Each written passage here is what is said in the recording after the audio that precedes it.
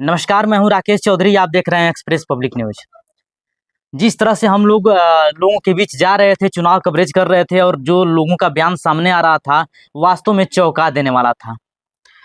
अगर हम इस समय की बात करेंगे तो कल रिजल्ट शाम को सामने आया है और पंकज चौधरी को कुल 5,91,310 वोट मिले हैं।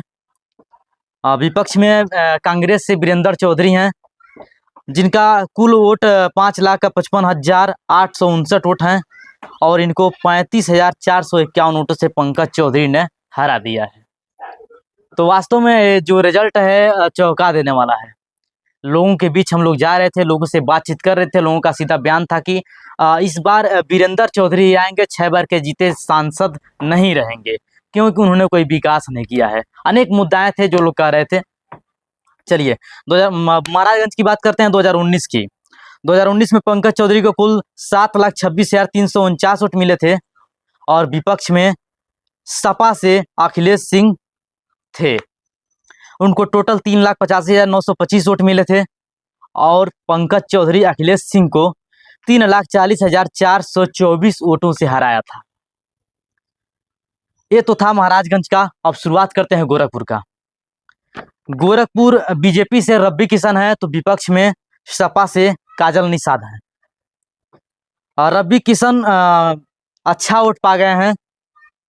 हम लोगों ने लोगों के बीच गया, बातचीत किया। जिस तरह से लोगों का बयान था, लोग कह रहे थे कि वैसा नेता नहीं चाहिए, हम लोगों का ये नहीं किए, वो नहीं किए। कई विकास के मामले गिना रहे थे, कई तरह की लोग बातें कर रहे थे और लोगों का कहना था कि इस बार रब्बी किशन नहीं बल्कि काजल निषाद आएंगी। गोरखपुर में चुनाव प्रचार रब्बी किशन का भी चल रहा था, काजल निषाद का भी चल रहा था और लोगों का जिस तरह से बयान आ रहा था कि इस बार काजल निषाद आएंगी, रब्बी किशन नहीं आएंगे, हम लोगों को परिवर्तन करना है। और जब रिजल्ट सामने आया तो वास्तव में चौंका देने वाला आया। चलिए यहाँ भी जान लेते हैं गोरखपुर का भी हाल। रब्बी किशन का टोटल 5,85,834 वोट मिले हैं। वहीं विपक्ष में काजल निषाद को 4,82,308 वोट मिले हैं और वहीं पे रब्बी किशन 1,35,026 वोटों से काजल निषाद को हरा दिया है। अब जरा सोचिए, जहां पे पूरे तरीके से शोर था कि काजल निषाद आएंगी, काजल निषाद आएंगी, वहीं पे कहीं ना कहीं रब्बी किशन आ गए और रब्बी किशन ने 1,35,026 वोटों से काजल निषाद को हराया। चलिए अब 2019 की बात कर लेते हैं गोरखपुर की। बीजेपी से रब्बी किशन 7,17,122 वोट मिले। वहीं विपक्ष में सपा से राम भुवाल निषाद एक 4,15,415 वोट मिले थे। वहीं 3,16,064 वोटों से राम भुवाल निषाद जो सपा के कैंडिडेट थे, उनको रब्बी किशन ने हराया। और तीसरे स्थान पे मधुसूदन त्रिपाठी थे, जिनका टोटल वोट 22,972 वोट थे। 2019 का रिकॉर्ड था। अब चलिए कुशीनगर की हाल जान लेते हैं हम लोग। कुशीनगर का इस समय का हाल है, विजय दुबे 81,000 वोटों से अपने विपक्ष अजय प्रताप सिंह उर्फ पिंटू को हरा दिया है। विजय दुबे को टोटल वोट 5,16,006 वोट मिले हैं और अजय प्रताप सिंह उर्फ पिंटू को 4,34,210 वोट मिले हैं।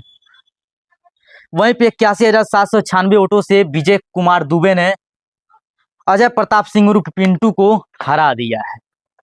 वहां का भी यही हाल था, जो लोग कह रहे थे वो लोग किए नहीं और जो रिजल्ट आया वो सामने कुछ और ही आया। चलिए 2019 की हाल जान लेते हैं यहाँ का। 2019 में विजय कुमार दुबे को कुल 5,97,039 वोट मिले थे और विपक्ष में ENP कुशवाहा थे सपा से, जिनको 2,59,479 वोट मिले थे। और वहीं विजय दुबे ने ENP कुशवाहा को 3,37,560 वोटों से हराया। ये वो 2019 का रिकॉर्ड था। तो वास्तव में जिस तरह से हम लोगों ने कवरेज किया, ग्राउंड लेवल पे गया और लोगों से बातचीत किया, जानने का प्रयास किया आखिर इस बार लोकसभा चुनाव 2024 में कौन आएगा, तो लोगों का बयान कुछ और आया और लोग कुछ कहे कुछ और किए कुछ और।